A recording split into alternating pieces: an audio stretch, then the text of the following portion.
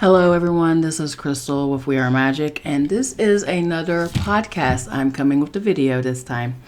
I have my little earbuds in because my podcast mic doesn't want to behave with my phone.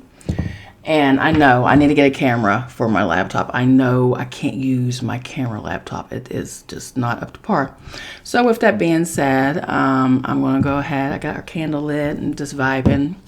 And we are still focusing on self-love right now. So let me know how you feel about self-love. What do you do? Let me know in the comments. What do you do for self-love? What do you do for self-care? It is the full moon in Cancer.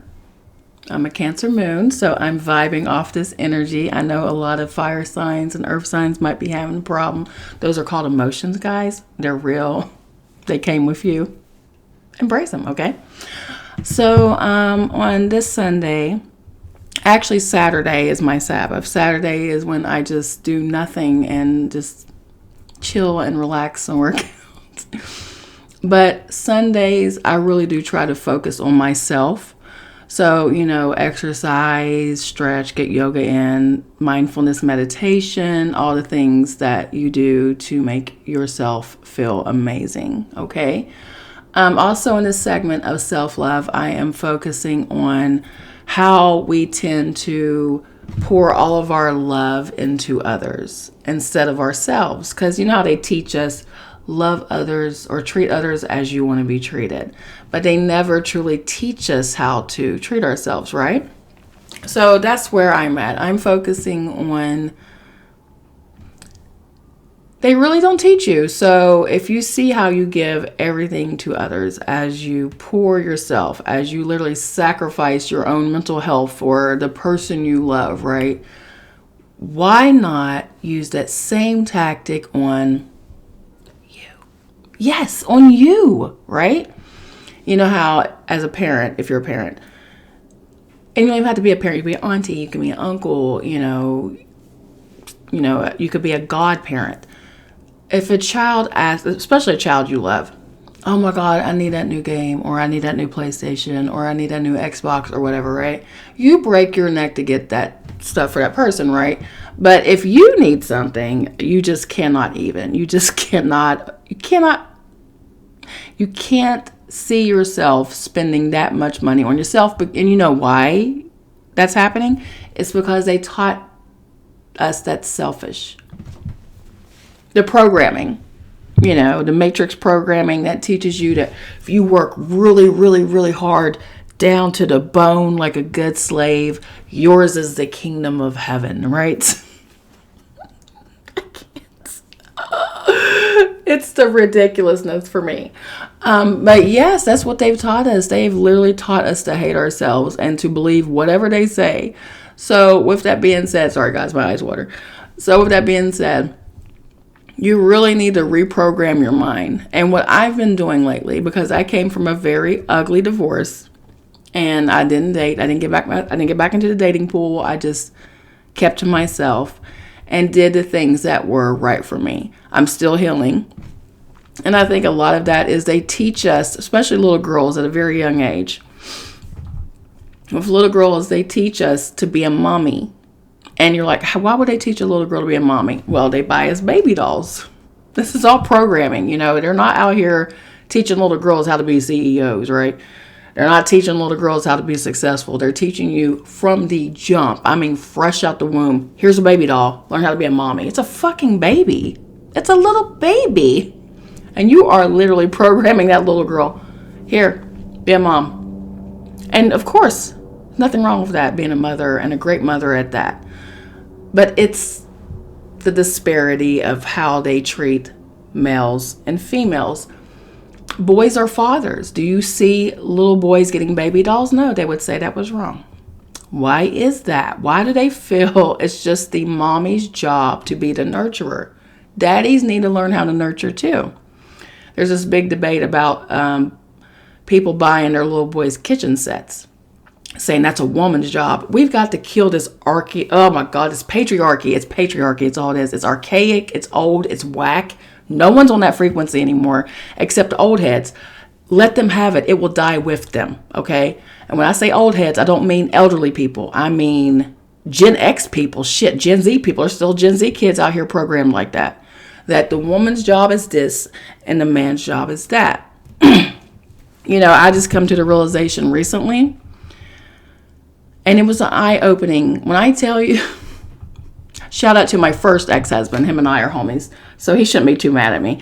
But we were chatting it up about relationships, and how his last relationship, didn't work out, and how he did all the right things, and he didn't cheat on her, and he didn't do the normal man stuff. And I was like, wait, did you cheat on me when we were together? And he's like, why didn't you cheat on me when we were married?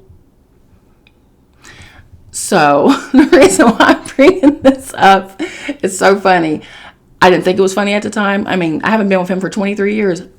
When I tell you I got mad at him, I was like, you cheated on me when we were kids, and that's the thing. And he's explaining to me, like, you don't understand men, especially young men out here that, go through things and men are just taught from birth to be successful and to get as much as possible. I mean, conquer. Get as many women as you possibly can. And the more women you get, oh my God, the success rate in the men community, oh my God, you're winning if you can pull them. I mean, especially if you're playing them. If you're a player, oh my God, you're a whole pimp, right? This is programming. It's matrix programming, which is why relationships do not work out most of the time. So you expect a woman to be faithful to you, right? And if a woman cheats, she's a straight up whore. I mean, man player, pimp. I mean, just winning. Women, whore. Complete slut. The loose one, the shameful one, the Jezebel. By the way, Jezebel is not a whore spirit. Jezebel was a queen married to King Ahab. Don't got time for a history lesson for you. But it's just, patriarchy has really destroyed the essence of the feminine. All right. So now you have a lot of divine feminines out here that are telling men, especially toxic ones, I don't need you. I'm good by myself. And then the men have the audacity. Now, these men are single too now. They don't have a woman. They're not booed up. They're out here. They just out here, right? And they will tell a woman, well, bitch, that's why you don't have a man. Like we're supposed to be stressed about it. Like we're supposed to be upset. That's not how this works, boo. You have the goddess entering into, the ring. She's back. She let you play for a while. She let you play the women ain't shit. Women are supposed to submit. Women are supposed to do this, and that. Only divine masculines will resonate with this message. So if you're toxic and you're triggered, stage left. But with that being said, stage left. With that being said, goodbye. With that being said, yes, women have rose up in their divine power. The goddess has arisen, okay? The indigo children are finally speaking out. They're not hiding in the shadows anymore. They're not letting religion dictate how they're supposed to act and they're damn sure not afraid of going to hell. So you have women out here who are celibate 8, 10 years, just like, I'm good. I'm totally good. I never thought I'd be one of those women. I never thought, because I love sex, guys. It's grown up conversation, okay? I love sex. I'm a Scorpio. Sun and rising, boo. So my Cancer is in the 8th house, okay? So even how I love is dark, taboo, mystical, sexual. I mean, it's my essence, okay? Kali Ma, higher self, we out here, right? And I'm like, no. I know the twin flame thing is big and huge and it gets you followers, but that's truly not the case. You do not have one twin flame out here. You are limiting God when you say that. There are aspects of Shiva all over the world out here living. There are aspects of Kali Ma all over the world out here living. There's aspects of Yeshua. There's aspects of Mary Magdalene. There's aspects of Ra. There's aspects of Sekhmet. There's Isis, Osiris. Who told you was the only avatar out here, boo? That's called ego. So if you really truly think you have one twin flame on the planet, you have not arrived. The true twin union is becoming source. One energy, divine masculine, divine feminine, as one spirit, fully embodied, fully balanced, loving all aspects of you, including your dark side. And that's the problem. A lot of us have not owned who we are because, again, religion has really pushed that stigma of you ain't shit if you think this way. You ain't shit if you operate this way. And you got to think, people who tell you money is the root of all evil, people that are telling you this, they have money. So, with all that being said, the reason why I'm saying this, with self-love, you've got to love you, even the shit you don't like about you. You got to love that fucking shit. You know why you got to love that shit? It's not accepting it. It's just accepting the fact like, okay, this is who I am, and it's time to improve. Because in the light worker community, they say they're all love and light, but if you knew them personally, and I know of one who plays this game, and they are mean as shit. They are narcissistic. They are driven by ego. You can't correct them. You can't tell them anything, but they will look in the camera and talk to their thousands of followers. I am love. I am light. There's no darkness in me. That's not self-acceptance, boo. That is fake. And we get that every Sunday on these evangelistic programs. You can watch it every fucking Sunday on TV or go to your local church where your pastor will sit there on stage and point at you and tell you how everything you're doing is not measuring up to the kingdom of heaven.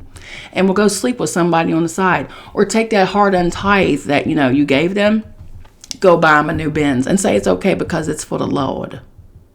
You see what I'm saying? We got to stop chasing these channelers. We got to stop chasing these fucking coaches. We got to stop chasing a guru and realize that guru is in you. That power, that wisdom, that knowledge you're seeking is within you, honey.